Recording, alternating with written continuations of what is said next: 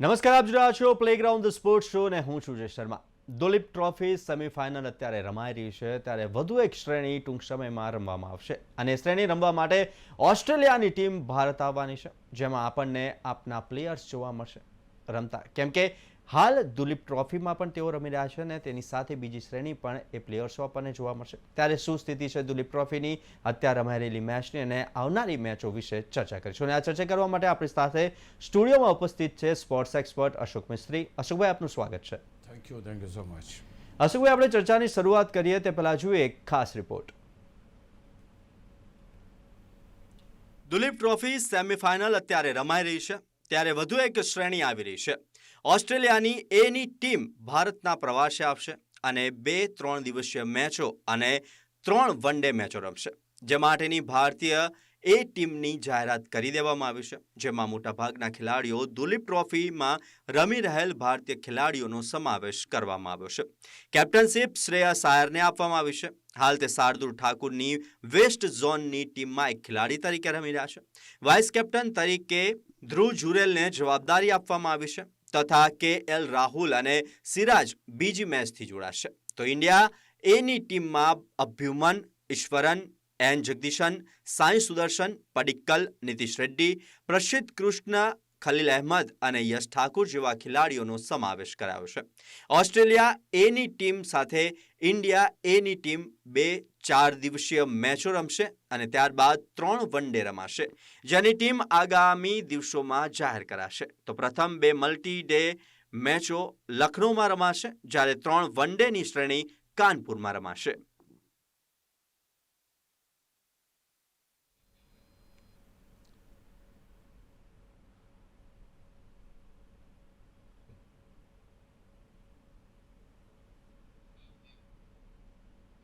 તો ચર્ચાની શરૂઆત કરીએ અશોકભાઈ. તો ભારત એક એવો દેશ છે કે જ્યાં દરેક દિવસે ક્રિકેટ રમતું હશે તેમ કહી શકાય.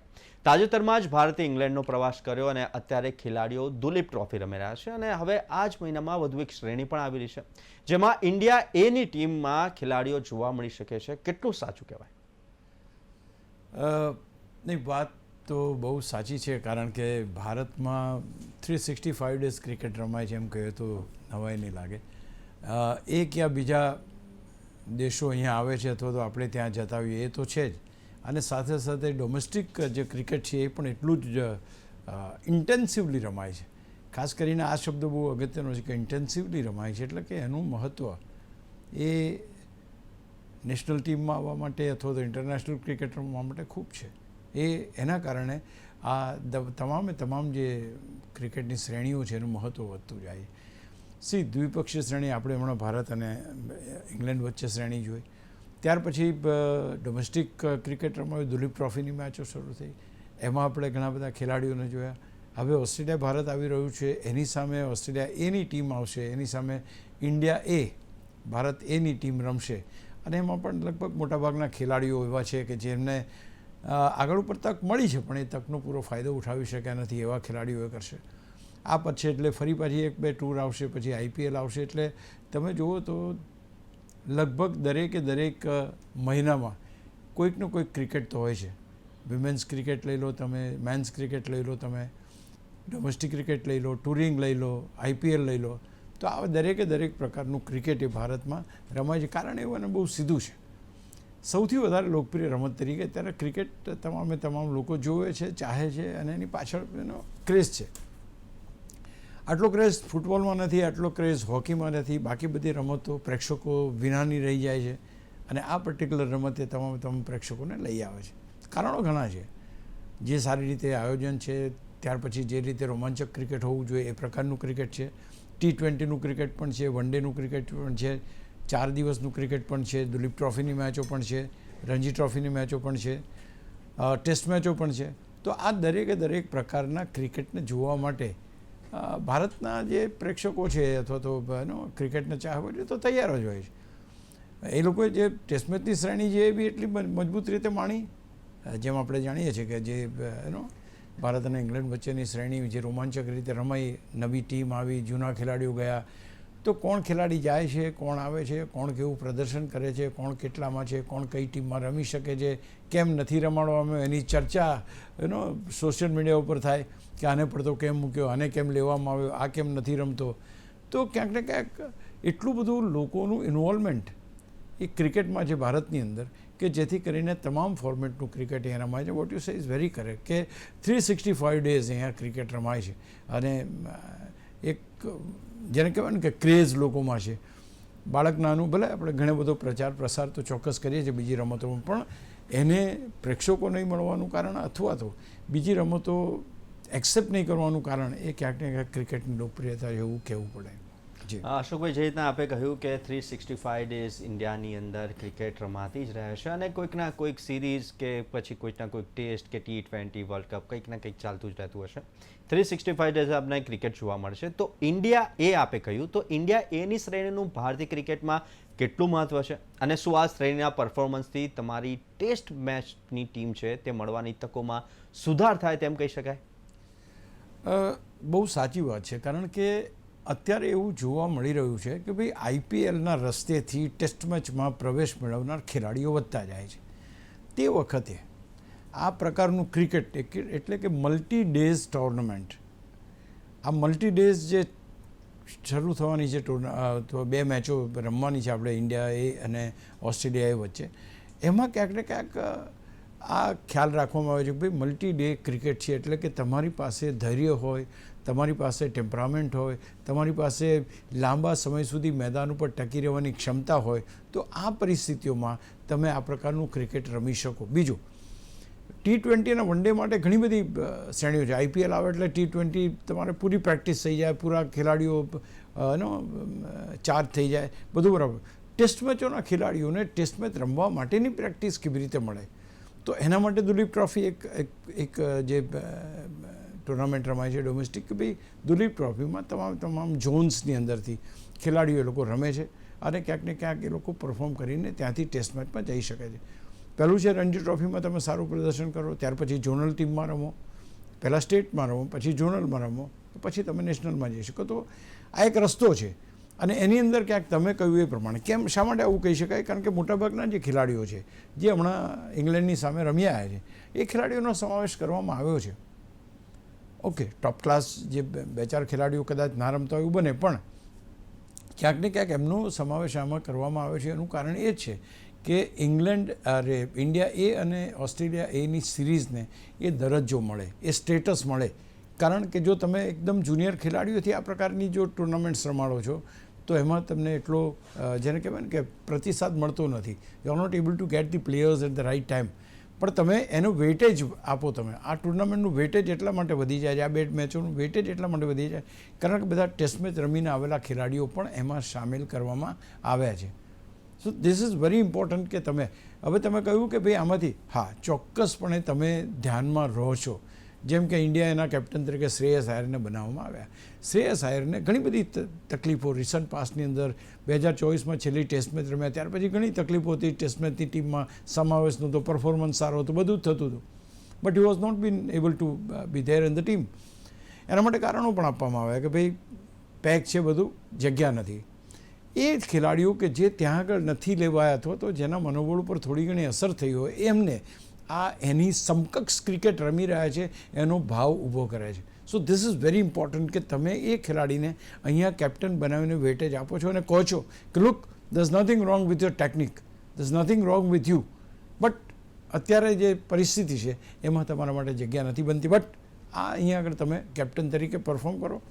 અચ્છા, હવે અહીંયા જો એ કેપ્ટન તરીકે પરફોર્મ કરે છે અને રન્સ બનાવે છે તો સ્વાભાવિક રીતે આવનાર કોઈ પણ ટેસ્ટ મેચમાં પોતાનો મજબૂત દાવો એ ઠોકી શકશે. તો આ એક વસ્તુ અગત્યની છે. તમે દાવો ક્યારે કરી શકો? તમારા પરફોર્મન્સથી.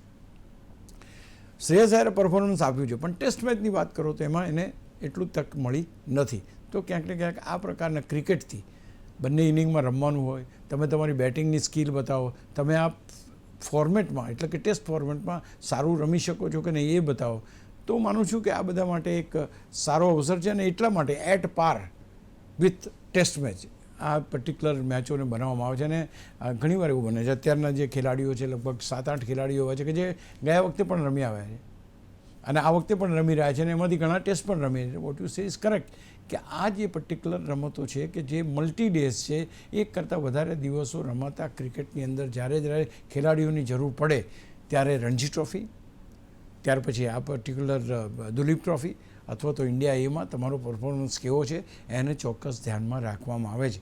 ઓફકોર્સ IPLમાંથી ડાયરેક્ટ ખેલાડીઓ આવે છે એ અલગ વાત છે, પણ જો તમારે તમારો દાવો મજબૂત કરવો હોય તો આ ડોમેસ્ટિક ક્રિકેટમાં પણ તમારે આ વટ બતાવવો પડશે. અશોકભાઈ, અત્યારે આપણે પરફોર્મન્સની વાત કરી અને ખાસ કરીને તમે શ્રેયસ આયરની પણ વાત કરી, તેમના પાસ્ટ પરફોર્મન્સની પણ વાત કરી, તો ઇન્ડિયા એની ટીમમાં શ્રેયસ આયરની ટીમનું સુકાન સોંપવામાં આવ્યું છે, કેટલું યોગ્ય છે અને પસંદગીકારોએ તેના પર ભરોસો મૂક્યો હોય તેમ કહી શકાય?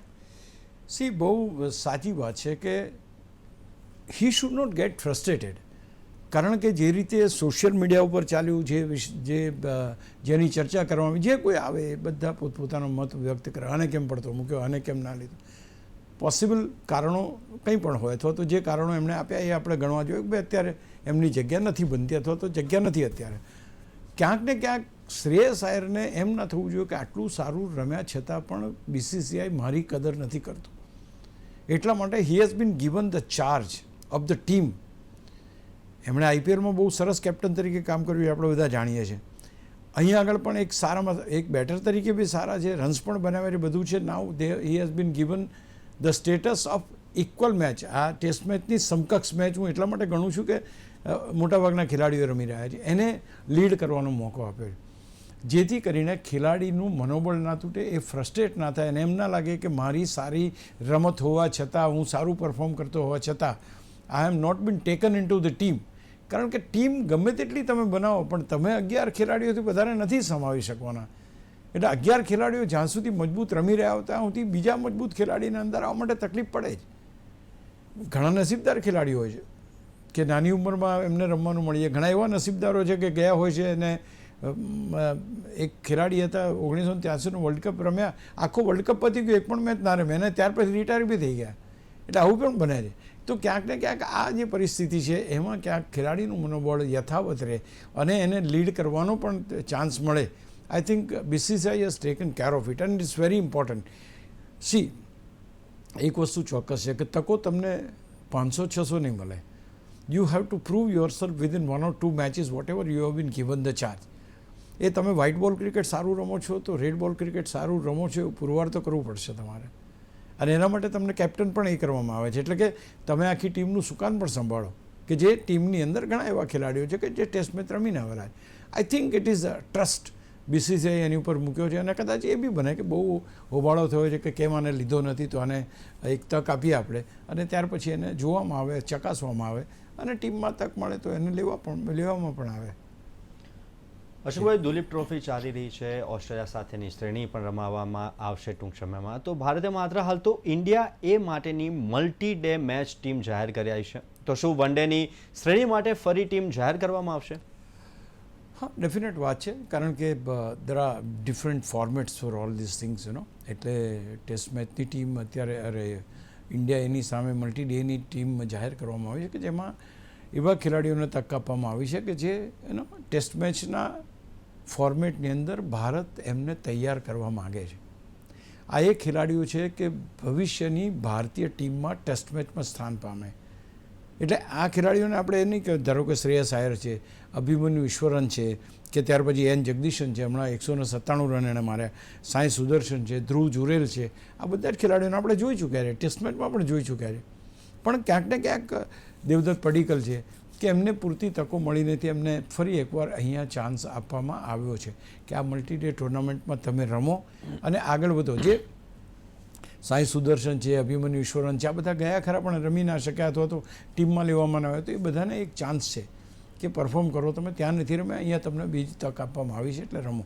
તો હું માનું છું કે ઇન્ડિયા એની ટીમ જે અત્યારે પરફોર્મ કરવાની છે it is as good as any other team. No doubt કે આ ઇન્ડિયા એના ખેલાડીઓ જ્યારે 2024માં ઓસ્ટ્રેલિયા ગયા ત્યારે મોટાભાગના ખેલાડીઓ નિષ્ફળ ગયા હતા અને આપણે 2 મેચો હારી ગયા હતા. આ વખતે પરિસ્થિતિઓ અલગ છે. આ વખતે પરિસ્થિતિઓ ટેસ્ટ મેચની ટીમ જોરદાર છે, ઇંગ્લેન્ડમાં જોરદાર રમીને આવી છે. હવે અહીંયા આગળ આ જે ટીમ છે એવા ખેલાડીઓની છે કે જેને ભવિષ્યમાં તકો મળવાની છે. એટલે આ હરીફાઈના જમાનામાં તમને કંઈ 500 મેચો રમવાનો તો ચાન્સ મળવાનો નથી. એટલે તમે જ્યારે પણ મેદાન પર ઉતરો ત્યારે પરફોર્મ કરો. અને રેડ બોલ ક્રિકેટમાં તમારી પ્રોફિશન્સી કેટલી છે એ કદાચ આનાથી પુરવાર થશે. હું માનું છું કે આના હિસાબે આખી જે ટીમનું જે આખું એનો એક મહત્ત્વ છે એ મહત્ત્વ વધી જાય. જેનો ક્યાંક આ ટીમ પણ ઇક્વલ, જેમ મેં કહ્યું એ પ્રમાણે, ભલે મેં હમણાં હું ઓસ્ટ્રેલિયન ટીમ પણ જોતો હતો, એમની ટીમમાં કે એટલા બધા ખેલાડીઓ જે રમતા હોય, ટેસ્ટ મેચ રમતા હોય એ નથી આવતા. But we have a chance કે આની આગળ આપણે હાર્યા છીએ તો આ પર્ટિક્યુલર શ્રેણીની અંદર અથવા તો 2 મેચોમાં ભારત શાનદાર પ્રદર્શન કરે અને જીત મેળવે. અને એ જીતની સાથે જેમ તમે વાત કરી દુલીપ ટ્રોફીની, તો ઘણા બધા સેન્ચુરી મારી, જગદીશને સેન્ચુરી મારી, પડીકલે સેન્ચુરી મારી. તો there are plenty of people કે જેણે શાનદાર પ્રદર્શન કર્યું છે. ઋતુરાજે મારી. તો ક્યાંક ને ક્યાંક આ બધા ખેલાડીઓની જે ક્ષમતા છે એ ક્ષમતા અહીંયા પુરવાર કરવાનો ટાઈમ છે. અને વળી પાછી આ મેચો ભારતમાં છે, તમારા પોતાના ક્રાઉડ સામે રમવાનું છે. અને અહીંયા બીજી એક ખાસ વાત કહેવા માગું છું કે તમે ટેસ્ટ મેચના ખેલાડીઓને ઇન્ડિયા એની મેચમાં રમાડીને તમે આ મેચનું વેઇટેજ વધારો છો. ઇટ મીન્સ કે પ્રેક્ષકોને એક ડોમેસ્ટિક ક્રિકેટ અથવા તો જે દુલીપ ટ્રોફી જોતા હોય એને એક ઇન્ટરનેશનલ લેવલના ક્રિકેટનો તમે ટેસ્ટ આપો છો. એટલે આ એક બહુ મહત્ત્વનું છે કે પહેલાં આવી બધી મેચો જોવા કોઈ જતું નહોતું, કારણ કે એમાં બધા જુનિયર ખેલાડીઓ જે હોય એ રમતા હતા. હવે પરિસ્થિતિ બદલાઈ છે. હમણાં આપણે જોયું કે ઇન્ડિયા ની જે આની દુલીપ ટ્રોફીની જે મેચો છે અથવા તો ટીમો છે એ બધામાં કેટલા બધા જબરજસ્ત ખેલાડીઓ છે એની અંદર, કારણ કે વેઇટેજ વધ્યું છે. એ જ પ્રમાણે ઇન્ડિયા એની અંદર ટેસ્ટ મેચના 5-6 ખેલાડીઓ રમે છે. તો ઇટ્સ KL રાહુલ અને સિરાજ પણ જોડાવાના છે અને આ બધા ખેલાડીઓ પણ છે. તો દરેકને આ મેચ જોવા જવાનું મન થાય કે આ ચલો યાર આ મેચ બી મજા આવશે. તો I think it's a good sign કે ટેસ્ટ મેચ બી પ્રમોટ થઈ રહી છે અને સાથે સાથે મલ્ટી ડે ક્રિકેટ આ ખેલાડીઓને કારણે વધારે વેટેજ મળવાથી પ્રમોટ થઈ રહ્યું છે. અશોકભાઈ, દુલીપ ટ્રોફી અને ઇન્ડિયા એના ખેલાડીઓ લગભગ સરખા કહી શકાય, તો શું બીજી હરોળની ટીમ તૈયાર કરવાની આ કવાયત હાથ ધરવામાં આવી હતી તેવું કહી શકાય? You will be surprise to know કે ભારત પાસે જે બેન્ચ સ્ટ્રેન્થ છે એ બેન્ચ સ્ટ્રેન્થ દુનિયાના કોઈ ટીમ પાસે નથી, ઇવન ઓસ્ટ્રેલિયા પણ. તો ક્યાંક ને ક્યાંક બેન્ચ સ્ટ્રેન્થ ભારતની મજબૂત છે. એ મજબૂત શેના માટે છે? તો ભાઈ T20માં આપણે નંબર 1 છીએ, વન ડેમાં આપણે નંબર 1 છીએ, ટેસ્ટ મેચમાં આપણે થોડા પાછળ છીએ.